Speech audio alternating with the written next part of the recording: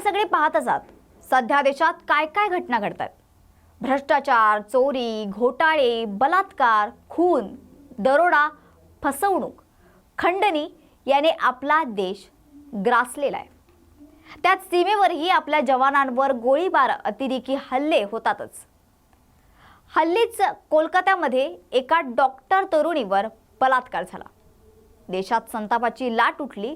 त्यात भर म्हणून बदलापूर येथील एका शाळेत 3 वर्षाच्या मुलींवर बलात्कार झाला।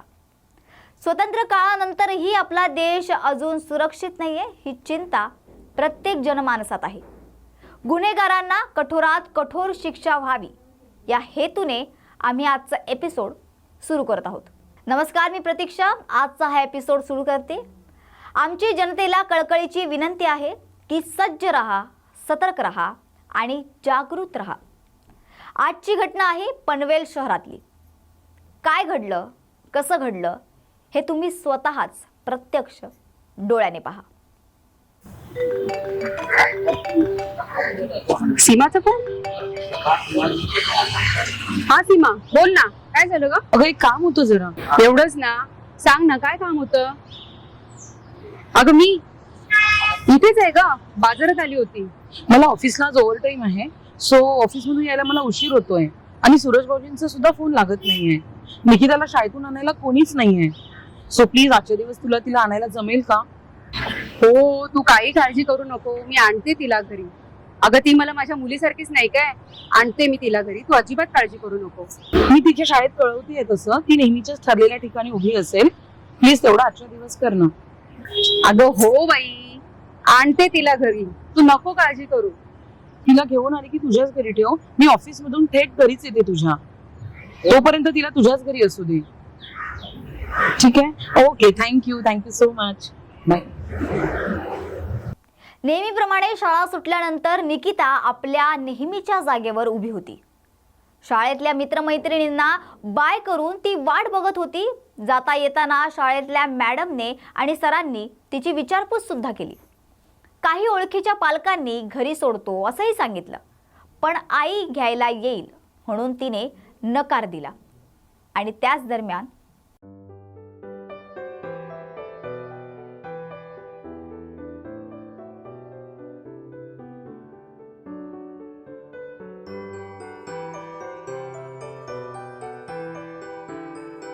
अगं निकिता बाळ, तू अजून घरी नाही गेलीस? नाही सर, आता मम्मी येते। अच्छा, मम्मी येणार आहे का? तर मम्मी यायच्या अगोदर मी तुला घरी सोडू का? नाही तर फोन करून सांगतो मम्मीला तुझ्या।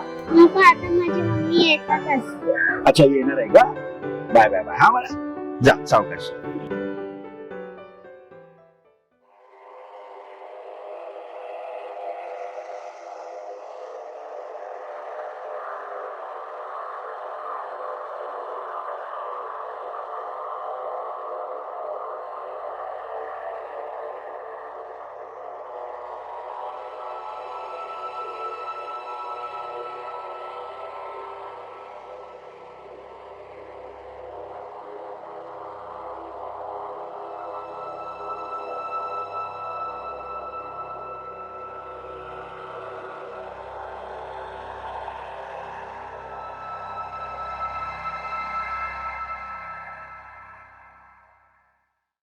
निकिताने ते चॉकलेट घेतलं। इथे कांचन काकू निकिताला आणण्यासाठी घरातून निघाल्या होत्या। कांचन काकूने आधीही निकिताला घरी आणून सोडलं होतं। ज्या ठिकाणी निकिता उभी असते तिथे निकिता नव्हती, म्हणून कांचन काकूने आजूबाजूला विचारपूस करायला सुरुवात केली। कांचन काकू शाळेत गेल्या, ऑफिसमध्ये विचारलं, आजूबाजूला विचारलं, पण कोणाला काहीच माहीत नव्हतं। आता कांचन काकू थोड्या टेन्शनमध्ये आल्या होत्या। त्यांनी लगेचच सीमाला फोन लावला। बराच उशीर झाला, पोर खोळंबली असेल माझी वाट बघून।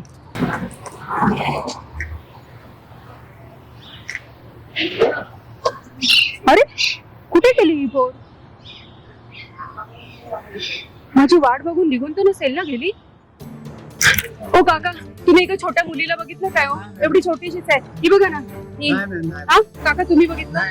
तुम्ही बघा ना, आठवा ना। अहो छोटीशी आहे हो। काय माहिती कुठे गेली? नाही हो, कधीपासून शोधते तिला, कुठेच भेटत नाहीये। नाही हो, काय करू मी आता, कुठे शोधू तिला? कुठे गेली असेल पोर काय माहिती. कुठे गेली असेल पोर, किती शोधलं, कुठे शोधू आता तिला मी. सीमालाच कॉल करते, तिलाच विचारते. हॅलो सीमा, अगं कुठे आहेस ग तू? तू निकिताला शाळेतून घेऊन गेलीस काय घरी? अगं शाळा कधीचीच सुटली आहे, पण ही निकिता कुठे सापडत नाहीये ग. किती शोधलं तिला मी, पण कुठेच नाही दिसत आहे. अगं मला खूप टेन्शन आलंय. निकिताची विचारपूस केल्यानंतर निकिता कुठेच सापडेना, म्हणून कांचन काकूने सीमाला फोन लावला. आजूबाजूच्या लोकांनाही काही माहीत नव्हतं. सगळीकडे टेन्शन आलं होतं. सीमा, कांचन काकू या दोघीही टेन्शनमध्ये होत्या. त्यांनी नातेवाईकांकडे, आजूबाजूला मित्रमंडळींकडे सगळीकडे फोन लावून बघितले, पण निकिताचा काहीच पत्ता लागत नव्हता. सीमा, सीमा शांत हो ग. माझ्यात मेलीची चूक झाली, मला उशिरा नाही जायला पाहिजे होतं. कुठे असेल पोर, कोणी नेली असेल, कशी असेल काय माहिती. माझ्या निकिताने कुणाचं काय वाईट केलं होतं ग की तिच्यासोबत असं. भाऊजी, तुम्हाला तरी माहित आहे का निकिता कुठे आहे ते? होईन, मला कसं कळणार? काल मी शिर्डीला गेलो आणि आता जस्ट घरी आलोय. सगळ्या नातेवाईकांना फोन केला, सगळीकडे शोधले, पण काहीच पत्ता लागला नाही निकीचा. काही कळतच नाही हो.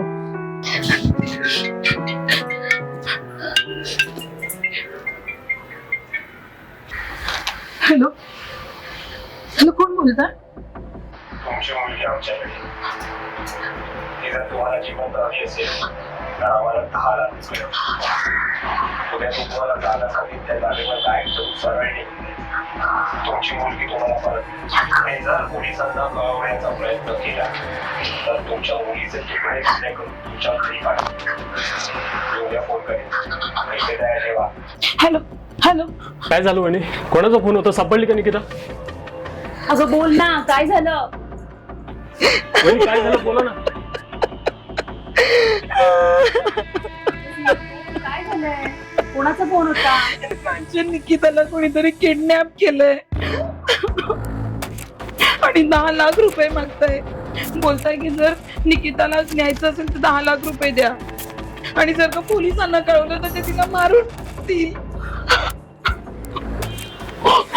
अगं मग देऊन टाक ना पैसे. पोरीच्या जीवापेक्षा पैसे महत्वाचे आहेत का? वहिनी मला पण तसंच वाटतंय. पैसे देऊन टाका. त्यांनी आपल्या निकीला काही केलं तर? आणि पैसे देऊनही त्यांनी निकिताला काही केलं तर? कारण मी अशा कित्येक प्रकरणं बघितले आहेत, ऐकले आहेत की जे पैसे घेऊनही मुलांना काही ना काही करतात, आणि माझ्या निकिताचं काही त्यांनी बरं वाईट केलं तर? नाही, मी पोलिसांना कळवणार. मी पोलिसात जाणार. थांबा, मी फोन लावते पोलिसांना. सीमा टेन्शनमध्ये येऊनही तिने धीर सोडला नाही. कांचन काकूने आणि धीरजने खूप समजवण्याचा प्रयत्न केला, पण सीमाने धाडसी निर्णय घेऊन पोलिसांना फोन करण्याचा निर्णय घेतला. सीमाने पोलिसांना फोन केला आणि तात्काळ पोलीस सीमाच्या घरी आले. आम्हाला फोन कोणी केला होता? साहेब, मी केला होता कॉल. अच्छा, म्हणजे तुमची मुलगी निकिता शाळेतून गायब झाली, हो. हे तुम्हाला कळलं कधी? साहेब, मी सांगते. सीमाला ऑफिसमधून यायला उशीर होणार होता, म्हणून तिने मला सांगितलं निकिताला शाळेतून घरी घेऊन ये म्हणून. मी गेले, शाळेत पोहोचले. निकिता जिथे नेहमी उभी असते मी तिथे गेले. पाहिलं निकिता नव्हती तिकडे. शाळेत पाहिलं, आजूबाजूला पाहिलं, कुठेच नव्हती ती. आणि त्यानंतर मला एक कॉल आला साहेब. ते मला 10 लाखाची मागणी करत होते. 10 लाख रुपये द्या, नाही तर तुमच्या मुलीचे तुकडे तुकडे करेल, आणि जर का पोलिसांना कळवलं तर? साहेब, मी तुम्हाला विनंती करते, माझ्या निकिताला वाचवा. हे बघा मॅडम, काळजी करू नका. असे किडनॅपर्स आहेत ना, आम्ही त्यांना बरंच ओळखतो. अशांचे रेकॉर्ड्स आहेत आमच्या पोलीस स्टेशनमध्ये, काही होणार नाही. बरं, तुम्हाला कोणत्या नंबरवरून कॉल आला होता, काय दाखवू शकता? हे बघा साहेब, या नंबरवरून अननोन नंबर होता हा. दाखवा. थांबे, हा नंबर नोट करून घ्या.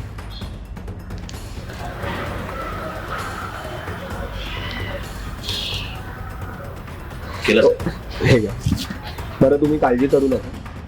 असे गुन्हेगार आम्ही बरेच पकडले, त्याच्यामुळे तुमच्या मुलीला काही होणार नाही याची आम्ही काळजी घेऊ नक्कीच. तुम्ही बरं आला आम्हाला कॉन्टॅक्ट केला, कारण की बरेच लोक आम्हाला कॉन्टॅक्ट नाही करत आणि ही मोठी चूक करून बसतात. बरं आपण कोण? साहेब मी कांचन मराठे, सीमाच्या शेजारीच राहते. ओके. आणि आपण आपण कोण? सर नमस्कार, मी सूरज मांडवकर यांचं धीर. म्हणजे वहिनी जेव्हा घरी नसतात ना तेव्हा निकिताला शाळेत आणायला मीच जातो, पण आजच मी शिर्डीवरून आलो त्यामुळे मला नाही जमलं. अच्छा ठीक आहे. बरं परत कॉल आला तर आम्हाला कळवा. आणि तांबे आजूबाजूच्या एरियामध्ये जेवढे CCTV कॅमेरे आहेत तेवढे सगळे तपासा, काही सापडतंय काय बघूया. चला, आम्हाला काही माहिती मिळाली तर आम्ही नक्कीच कळवू. पण हो, तुम्ही किडनॅपरचे कॉल उचलत राहा, त्याला दाखवू नका तुम्ही आम्हाला इन्फॉर्म केले. ठीक आहे. धन्यवाद. थँक्यू. पोलिसांनी चौकशी सुरू केली. त्याने पोलीस स्टेशनमधले सगळे रेकॉर्ड्स चेक केले. सगळ्यांना पकडून त्यांची चौकशी केली. काही टोळ्या तडीपार होत्या, त्यांचीही चौकशी झाली. पण त्यांच्यापैकी कोणीही किडनॅपिंग केलं नव्हतं. आता पोलिसांना किडनॅपरला शोधणं थोडंसं अवघड जात होतं. पोलिसांनी सीमाचा, कांचनचा आणि सूरजचा फोन ट्रॅकिंगसाठी लावले होते. त्यांच्या प्रत्येक फोनवर, प्रत्येक कॉलवर आणि प्रत्येक हालचालींवर पोलिसांची कडी नजर होती. पण पोलीस घरातून जाताना कांचन काकूने वेगळीच माहिती पोलिसांना दिली. हे बघा तांबे, आजूबाजूच्या एरिया चौकशी. साहेब साहेब साहेब मला ना तुमच्याशी काहीतरी बोलायचं आहे. बोला. साहेब माझा संशय आहे ना त्या सीमाच्या दिरावर जातो, त्या सूरजवर. सूरज? हा तुम्ही हे कशावरून बोलताय? साहेब त्या सूरजला आहे ना भलतेच नाद आहेत. अहो वारंवार तो लेडीज बार मध्ये जात असतो आणि कितीतरी वेळा त्याला मी आहे ना सीमाकडून पैशाची मागणी करताना सुद्धा बघितलंय. आणि तुम्हाला सांगते साहेब, त्या सूरजची नजर आहे ना एवढी वाईट आहे. अहो त्या सोसायटीतल्या बायकांना ना एवढा घाणेरड्या नजरेने बघत असतो. मला सांगा, सूरज एक्झॅक्टली करतो काय? साहेब मला ना त्याच्याबद्दल एवढं काही माहिती नाही हो, पण कुठल्या तरी कंपनीत कामाला येतो आणि 15-16 हजार रुपये पगार असेल हो त्याला. पण तो सगळे पैसे बारमध्ये उडवतो, एकही पैसा घरी देत नाही आणि उलट सीमाकडेच पैशाची मागणी करत असतो. अच्छा. मॅडम थँक्यू, तुम्ही आम्हाला माहिती दिली. आम्ही बघतो काय करायचं. बरं चालेल. धन्यवाद. तांबे, त्या सूरजची चौकशी करा. चला.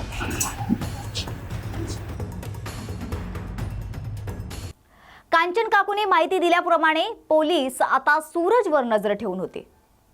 निकिताचा संबंध ज्या ज्या लोकांसोबत आहे त्यांचे फोन ट्रेकिंगला लावले. पोलीस रेकॉर्ड चेक केला. गुप्तहेरांकडनं माहिती काढली गेली. पण पोलिसांना अजूनही धागेदोरे सापडत नव्हते. पोलिसांनी चौकशी अजून वाढवली. CCTV कॅमेरे फुटेज चेक केले, पण शाळेच्या बाहेर CCTV कॅमेरा नसल्याने पोलिसांना अजून काही माहिती कळली नव्हती. आणि अशातच एकदा. तांबे, मी तुम्हाला सूरजची माहिती काढायला सांगितली. हो सर. माहिती काढली? हो साहेब, मी सूरजचं कॉल रेकॉर्डिंग चेक केलं. त्यात मला तो दोषी वाटत नाही. तो लोकांकडे पैसे मागतोय साहेब, पण त्याचं कारण काहीतरी वेगळंच आहे. म्हणजे नक्की काय म्हणायचं आहे तुम्हाला? तो त्यांच्या मित्रांकडे पैसे मागतोय. त्याचं नक्की कारण आहे साहेब, त्याची जी पुतणी आहे निकिता, तिला सोडवण्यासाठी. तो मला निर्दोष वाटतोय साहेब. मग तुम्ही अजून कोणाची रेकॉर्डिंग वगैरे काही चेक केलं का? हो साहेब, मी सीमा मॅमची रेकॉर्डिंग चेक केली. त्यात त्यांच्या भावाचा आवाज होता, म्हणजेच निकिताच्या मामाचा. आणि हा आवाज साहेब मी 2 दिवसानंतर ऐकला. मला काहीतरी खोळ वाटतोय साहेब. हो वाटतं. हा तांबे, आपण एक काम करू. आपण पोलीस स्टेशनला जाऊया आणि सर्व रेकॉर्डिंग पुन्हा एकदा चेक करू. ओके साहेब. चला. पोलीस कॉल रेकॉर्ड ऐकण्यासाठी पोलीस स्टेशनमध्ये गेले. त्या दरम्यान अभि म्हणजे सीमाचा भाऊ तिला भेटण्यासाठी घरी आला. निकिता कुठे गेली, काय झालं याची चौकशी तो करायला लागला. ताई ताई काय झालंय ताई? आणि निकिता कुठे आहे? हे बघ, मला सगळं नीट व्यवस्थित सांगशील? हे बघ, मी ऑफिसच्या कामामुळे 2 दिवस बाहेर होतो, म्हणून मला यायला उशीर झालाय. अरे अभि, आपल्या निकिताला कोणीतरी किडनॅप केलंय. काय? किडनॅप केलंय? अगं तू नीट चौकशी केलीस का सगळीकडे? आणि मुळात तू पोलिसांना कळवलंयस का हे सगळं? हो, मी पोलिसांना कळवलंय, पण आता मला असं वाटतंय की मी उगाच कळवलं पोलिसांना. कारण त्या किडनॅपरचा मला परत कॉल आला होता आज. आणि तो म्हणाला की आजची आज जर पैसे नाही दिलेत ना तर ते निकिताला मारून टाकतील. शिट. अगं मग देऊन टाक ना त्यांना पैसे. आपल्याला पैशांपेक्षा निकिता महत्वाची आहे. त्यांनी त्या निकिताचं बरं वाईट केलं तर. अभि तू बरोबर बोलतोयस. मी आजच्या आज त्या किडनॅपर कडे जाणार आणि त्यांना पैसे देणार हा. आणि आपल्या निकिताला सुखरूप घरी परत घेऊन येणार. हो. सीमाने ठरवलं आता किडनॅपरला पैसे देऊन टाकायचे. किडनॅपरने ठरवलेल्या ठिकाणी सीमा पैशाने भरलेली बॅग घेऊन निघाली होती. पण पोलिसांना त्या जागेची माहिती मिळाली होती, कारण सीमाचाही फोन कॉल रेकॉर्ड होते. पोलिसांनी तिथे हा सापळा रचला होता. सीमाने सांगितलेल्या जागेवर पैशांची भरलेली बॅग ठेवली.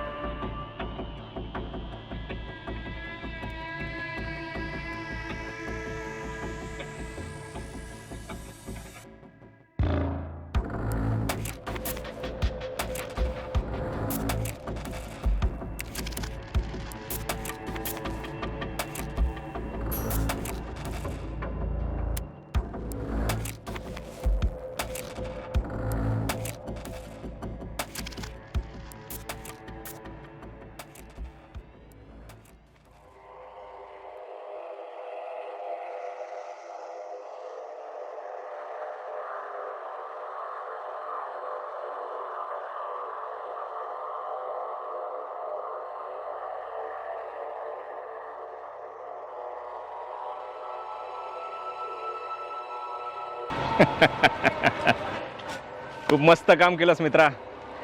यातले 5% तुला. एन्जॉय. साहेब साहेब बोल, निकिता कुठे आहे? सांगतो साहेब, सांगतो, सगळं सांगतो साहेब. मॅडम तुमची निकिता कशी आहेस निकिता? तू तू ठीक आहेस ना बाळा? तुला काही झालं तर नाही ना? कुठे होतीस निकिता तू? मॅडम तुम्हाला जाणून घ्यायचं होतं ना, तुमच्या मुलीचा किडनॅपर कोण आहे? हो.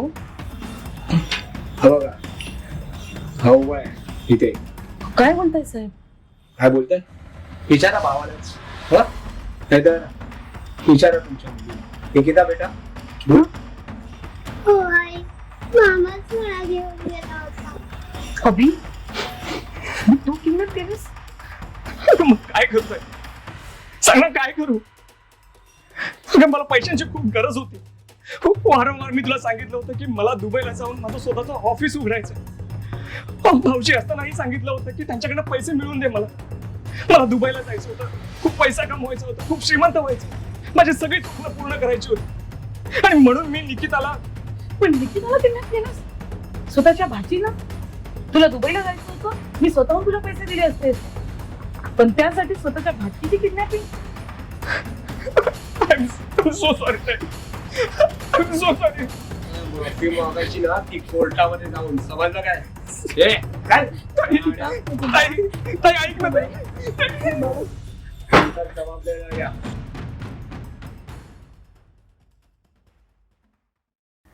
पैशाच्या मोहापायी आपलेच मित्रमंडळी, आपलेच नातेवाईक कधी कधी असं कृत्य करतात. त्यामुळे लहान मुलांची जेवढी काळजी घेता येईल तेवढी आपण स्वतःने घेतली पाहिजे.